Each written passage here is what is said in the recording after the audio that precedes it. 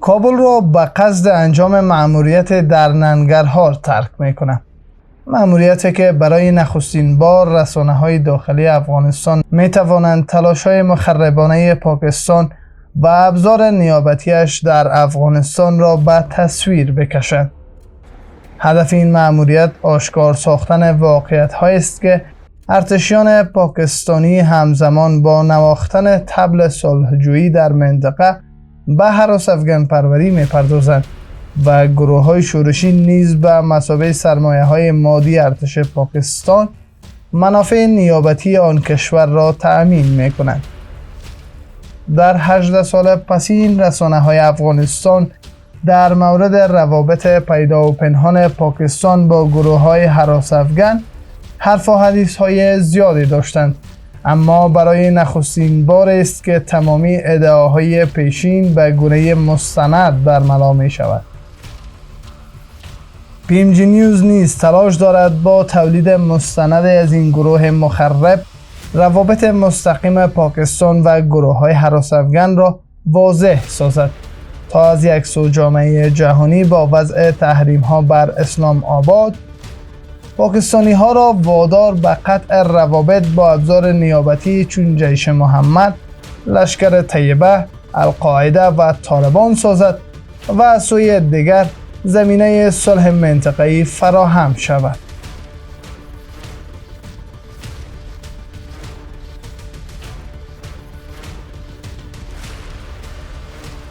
پس از 2 ساعت و اند وارد شهر جلال آباد مرکز ننگرهار می شویم. هدف نهایی ما رسیدن به روستای درگاه ولسوالی مهمندره در نقاط صفری خط فرضی دیورند است.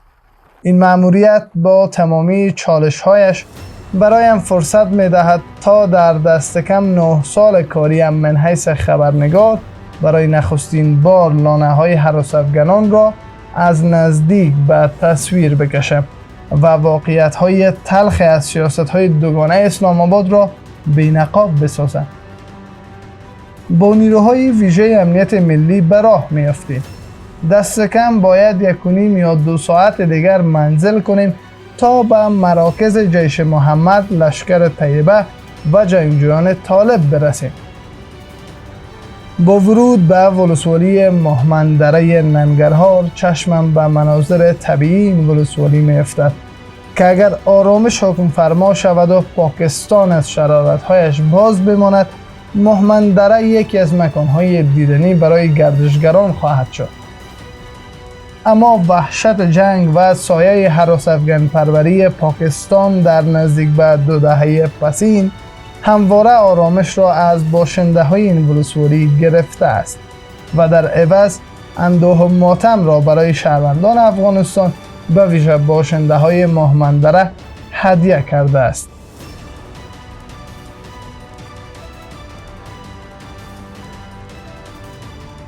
پس از 2 ساعت وارد روستای درگاه می شویم. طبیعت سرشار و خرم این ولسوالی انسان را محو زیبایی های خود می سازد. با جمعی از نظامیان کارکشته افغانستان به سوی پایگاه شورشیان جیش محمد، لشکر طیبه و طالبان حرکت می کنیم که به گونه مستقیم به سوی ارتشیان پاکستان پشتیبانی می شدند. در مسیر راه برایمان گفته می شود که باید 1 یا 2 ساعت دیگر را برای رسیدن به لانه های هراس افغانان طی کنیم، جایی که این شورشیان در آنجا به سر می بردند و نظامیان پاکستانی نیز برای آنان حتی در 100 متری پاسگاه‌هایش زمینه آموزش و پناه یافتن را فراهم کرده بود. مسیر دشوارگذر و پرخم و پیچ روستای درگاه نزدیک به 1 ماه می شود که برای نظامیان کشور عام‌تر شده است.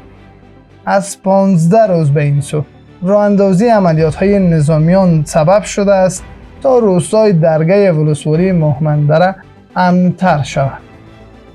پیش از این جنگجوی خارجی که بیشترشون پاکستانی ها بود، طالبا عملا از این گروه ها پشتیبانی میکرد.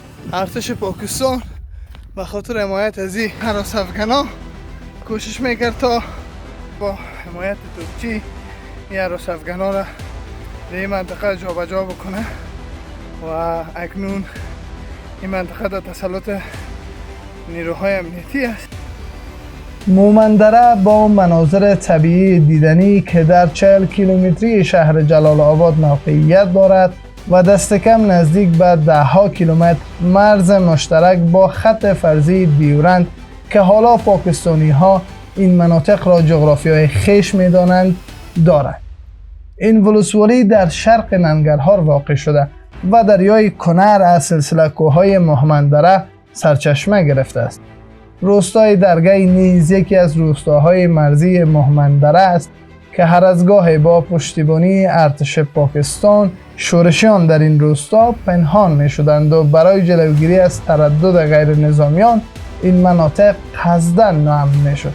در 18 سال پسین این ولسوالی دستخوش ناهنجاری های امنیتی به ویژه تاخت و تازهای توپخانه‌ای ارتش پاکستان بود که بیشتر اوقات این گونه حمله ها بر ولسوالی مهمندره از بهر جابجایی هراس افغانان وابسته به آیسای صورت می گرفت.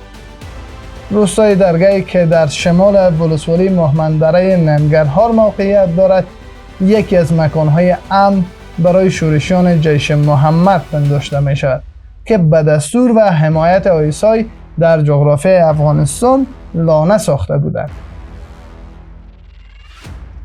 درگی روستایی است که از این پیش گواه حضور نزدیک به 200 جنگجوی وابسته به جیش محمد در مناطق دشوارگذر و در چند صد متری پاسگاه‌های ارتشیان پاکستان بود. پاکستانی ها هر از گاهی برای پشتیبانی از جنگجویان جیش محمد، لشکر طیبه و طالبان دست به حملات توپخانه‌ای و موشک پراگنی ها می زدند و به بهانه هدف قرار دادن هراس افغانان شورشیان وابسته به خود را در این مناطق جابجا می کردند. اما جیش محمد چه گروه است و ارتشیان پاکستان چرا به این گروه شورشی و هراس افغان نسبت به دیگر گروه های هراس افغان و وابسته به آنان ارجحیت می دهد؟ نقاط صفری مومندره است که با پاکستان هم عرض می باشه و هراس افغانان دقیق به حمایت ارتشای پاکستان در این نقاط جابجا شده بوده و بالا شدن به این مناطق خیلی دشوار است و اگر با تصاویر دیده شود پیدا میکنیم که در صعب العبورترین مناطق این هراس افغانان جا گرفتن. ظاهرا این پرسش که جیش محمد چه گروه است و چرا ارتشیان پاکستان همواره از این گروه پشتیبانی میکنند ذهن همگان را مشغول میسازد. برای فهمیدن ارتباط مستقیم ارتش پاکستان و گروه هراس افغان جیش محمد لازم است تا معلومات کوتاه را پیرامون پیشینه این گروه مخرب و وحشی بیان داریم. جیش محمد گروه هراس افغانانه است که از سوی دستگاه استخباراتی پاکستان ایجاد گردیده و این گروه وابسته به مرکز دیوبندی پشاور است که در کشمیر فعالیت میکند. جیش محمد در سال 2000 میلادی توسط دستگاه آیسای ایجاد گردید و نخستین هدف این گروه زمینگیر کردن ارتش هند می باشد. افزون بر آن، جیش محمد من حیث ابزار نیابتی ارتش پاکستان در جغرافیای افغانستان نیز آموزشگاه‌های را زیر نظر مستقیم نظامیان پاکستانی ایجاد کرده بود. در حال حاضر جیش محمد تلاش دارد تا مناطق کشمیر تحت تسلط هند را در حمایت مستقیم ارتش پاکستان آزاد سازد و پس از آن بر تمامی جغرافیای هندوستان حکم روایی کند. نیروهای تحت حاکمیت یا تحت حمایت امنیت ملی توانستن پس از 18 سال مأموریت بسیار دشوار و طاقت فرسا در نقطه هایی که فوق العاده صعب العبور است انجام بدن و گفته میشه که یک بخش از جنگجوی جیش محمد در اینمی دره عملا محاصره مانده بوده. نیروهای ارتش پاکستان با فرستادن چرخبال ها در نقاط صفری تمامی هراس افغانایی که وابسته به کشورشان است اونا را نجات میدن و بیشتر این گروه ها در 18 سال پسین در این پاسگاه ها عملا تجهیز می شدن، تمویل می شدن و بعدش با شهرها و نقاط مسئولتر کشور انتقال پیدا می کردن. مسیر دشوارگذر برای رسیدن به مراکز حضور و آموزشگاه های جنگجویان جیش محمد را باید با سختی بپیمایید. با گروه از نظامیان مشمول نیروهای ارتش، پلیس و نظامیان تحت حمایت امنیت ملی و بلندترین قلعه کوه می رسیم که در نزدیکی خط فرضی دیورند است و نظامیان پاکستانی به بهانه مسئولیت جانی خود و تأمین منافع ملی کشورشان این مسیر را سیم خاردار کشیدند، ولی برای هراس افغانان مسیر عبور و مرور را آزاد گذاشتند. د ساحه کې عملیات شروع خو اول سره کې دفاعي حالت غوره شو، خانه پس بیا جمهوریت رئیس په امر باندې بیا ورته تعرض شروع شو. هغه غوښتل چې موږ په پوسټو په ځینې ځایونو مرکزونو باندې تعرضي بریدونه شروع کړه. موږ مجبور شو چې دلته تعرض موږ خپله هم وکړو. د ډېر زیات مرکزونه تقریبا تاسو په خپله ولاړ شئ ساحې ته وبینئ، 18 مرکز دی. دغه ساحه چې د طالبانو لاس کې وه دلته ډېر مهمات او سلام دي امنیتي ځواکونو لاس ته ورغلي او دغه ساحه اوس بیخی نیول شوی. انشاءالله د طالبانو لخوا کوم مشکل نشته اوسه. نخستین پاسگاه نیروهای امنیتی افغانستان که تازه پس از درگیری های 15 روزه و پس از 18 سال در روستای درگی و در نزدیکی خط فرضی دیورند ایجاد شده، روایت از دشوارگذر بودن مسیر و همچنان نبود امکانات برای اکمال نیروهای امنیتی افغانستان دارد. اما پرسش اینجاست که شورشان چگونه به این محل رسیدند و آنان چطور اکمال می شدند. دې طرف نه دونه اکمال د دوست د ډیورند د کرخې اخوا نه هغو ته اکمالات شو، کچرو باندې ځینې نورو سامانونو باندې تر دې چې هغو ټول اکمالات هغې طرف نه شو چې جنګ صحنه وواله شوه، ځای ووال شو، ټول هغو باندې لار مکې واته بېرته. ولا هغوی نه اخوا نه اکمالات کېدې. دا لارې خو موږ نیولې وې، په دې لارو خو اکمالات نه کېده. هغوی اخوا نه اکمالات کېده او دغه لارې چې موږ مخکې نیولې وې په دې لاره باندې اکمالات نه کېده نور هغوی. هرچند با امکانات اندک نیروهای ملی دفاعی افغانستان در برابر پاکستانی ها ایستادند و از جغرافیایشان دفاع می کنند، اما هرگز خم به ابرو نمی آورند و بر دفاع از سرزمینشان تاکید دارند. جنگ په وخت کې همداسې کېده، ځینې توپچي بریدونه هم شو، همداسې اوارونه هم راتله، خو معلومات نه کېده چې دا کومه طرفه راځي، خو همدغه مرکزونه شو، د نور ساحونه هم شو. هغه خپله ګټې ګوري که نه، دلته څه لپاره راځي، هغه خپله ګټې دلته ګټې نیولي. پس از ساعتها کوهنوردی و پیمودن مسیر پرخم و پیچ که در واقع سپری کردن 7 خان رستم بود، ما و نظامیان کشور توانستیم به مهمترین و راهبردیترین پایگاه جنگجویان جیش محمد، لشکر طیبه و طالبان برسیم. کماندان نصرالله زیدی دا د کماندان نصرالله مرکز دی. او داخل نیروهای امنیتی برایم تمامی این پاسگاه ها را یک به یک نشان می دهند. اتاق نه بل اتاق ته دغسې کړکۍ کړي دي، نه پوهېږم چې د څه دپاره به کړي، خو یو بل نه یې کړي دي دغسې. میگویند که در این پناهگاه ها شورشان دست کم 200 تا 400 متر دورتر از پاسگاه ارتشیان پاکستان حضور داشتند. آموزش های نظامی را در فضای باز و زیر نظر نظامیان پاکستانی فرا می گرفتند، اما هیچ گونه تحرک از سوی نظامیان پاکستانی در برابر این شورشان انجام نمی شد. دا غونډ چې تاسو ګورئ دا غونډ د دښمن څخه وه. دلته دا د سیمې خاردار نه نیولې تر لاندې ساحو پورې دلته دښمنو او د الله په مرسته سره موږ د امنیتي ګډو ځواکونو په مرسته باندې دا مرکزونه تصفیه او تلاشي شو او دښمن بالکل دلته اوس وجود نه لري، د منځه تللی. جگرن رحمان الله که از نظامیان کارکشته ارتش افغانستان است، در نبرد 12 روزه روستای درگی حضور داشت. برایم از پشتیبانی ارتش پاکستان و از جنگجویان جیش محمد روایت می کند. او می گوید که این گروه بدون هیچ گونه ممانعت با آن سوی مرز رفت و آمد می کردند و به سادگی از ارتشیان پاکستان اکمالات نظامی و جنگیشان را دریافت می کردند. خپله دلته زه عیني شاهد یم چې دلته موږ رارسېدلي وو. دغه سیمې خاردار ګورئ 1 متر کې په 1 متر کې د سیمه خاردار نه دی خواته یو غټه سمڅه وار شوې چې دې کې 10 کسان 2 ورځې د وساته به د شپې 15 او لس انتقال کړو په ایسته خواته هغه مختلف خلکو افغانانو پکې او پنجابیانو پکې غیر هر خلک کار ګرو دلته. عجیب است به بسیار سادگی جنگجویان جیش محمد آموزش‌های نظامی را در محل زیر نظارت ارتش پاکستان فرا می‌گرفتند. مانند این نامه که اکنون به دست نیروهای امنیتی افغانستان افتاده است. نظامیان کشور میگویند که در این کاغذ درس 4 سمت برای نظامیان جیش محمد تدریس میشد و جنگجویان جیش محمد، لشکر طیبه و طالبان همه روزه در فضای باز و زیر نظر مربیان پاکستانی آموزش میدیدند. در چند قدمی پاسگاه‌های پاکستانی ها فرمانده رحمان الله میگوید که شورشیان جیش محمد ماین و مواد انفجاری می ساختند.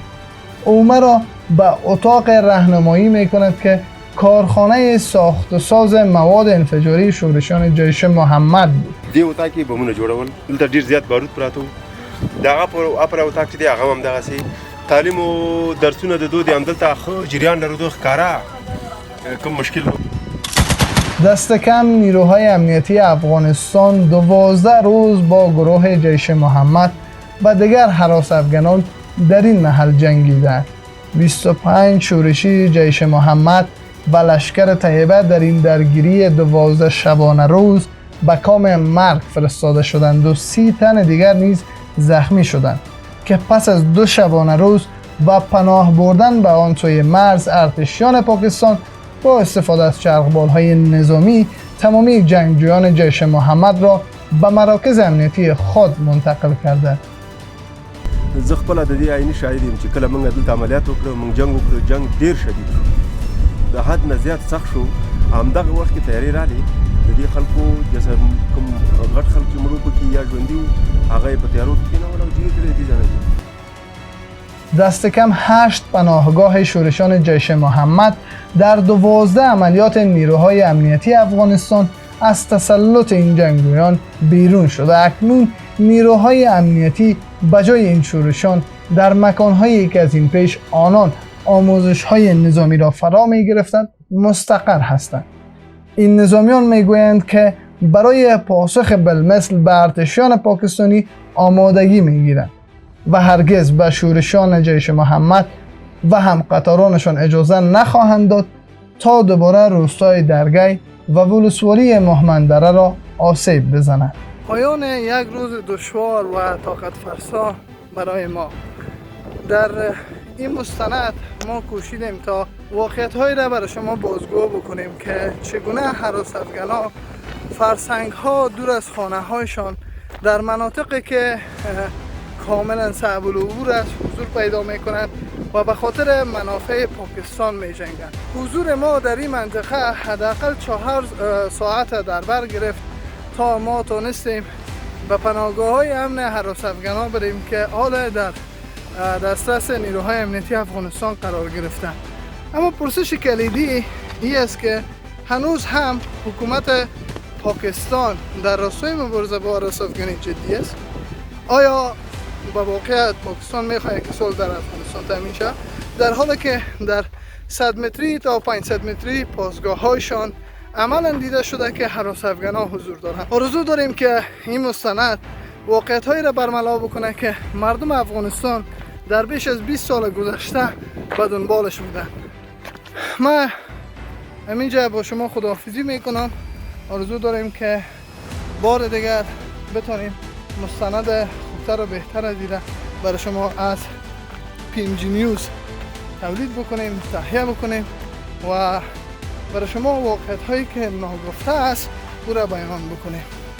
وقت خوش، خدا نگهدار و لطفا فراموش نکنین که چینل ما را سابسکرایب کنین، کامنت بگذارین، دیدگاه هایتان را شریک بسازید تا ما بتونیم موارد خوبتر و بهتر را برای شما تولید بکنیم.